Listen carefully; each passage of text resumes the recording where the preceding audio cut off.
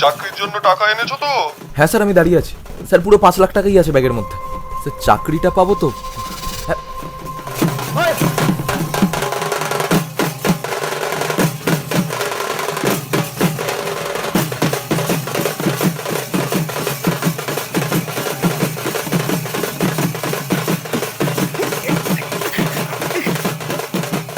সালা, ব্যাগটা নিয়ে পালাচ্ছিলি কেন?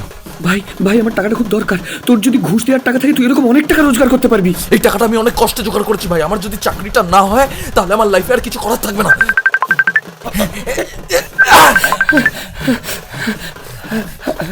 হ্যালো হ্যালো ডাক্তারবাবু, হ্যাঁ আমি আমি আমি আমি টাকাটা নিয়ে আসছি। হ্যাঁ না ডাক্তারবাবু, আমি জানি আজকে রাতে অপারেশন না হলে মাকে বাঁচানো যাবে না। ডাক্তারবাবু, আমি আমার মাকে হারাতে পারবো না ডাক্তারবাবু। আমি দেখছি কি করা যায়। আমাকে একটু সময় দিন, আমি যত তাড়াতাড়ি সম্ভব টাকা জোগাড় করে আসছি।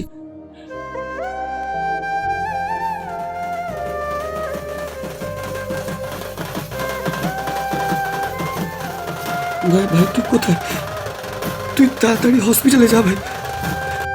না না, টাকার জোগাড় এখনো হয়নি, আমি দেখছি কি করা যায়। তুই তাড়াতাড়ি হসপিটালে যাবে। না, আমি আমার মায়ের কিচ্ছু হতে দেবো না। তুই তাড়াতাড়ি হসপিটালে যা।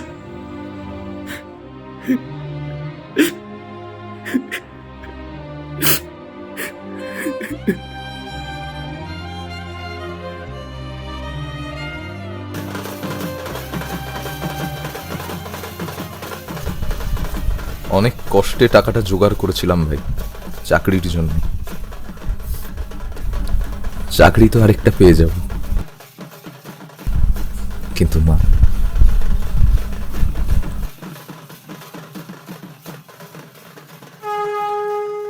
মা হারানোর কষ্টটা বুঝি রে ভাই।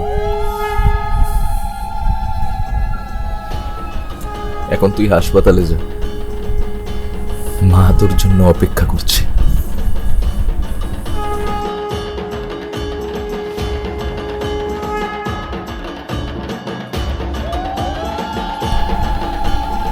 মায়ের চলে যাওয়ার দিন চোখে জল থাকতে নেই।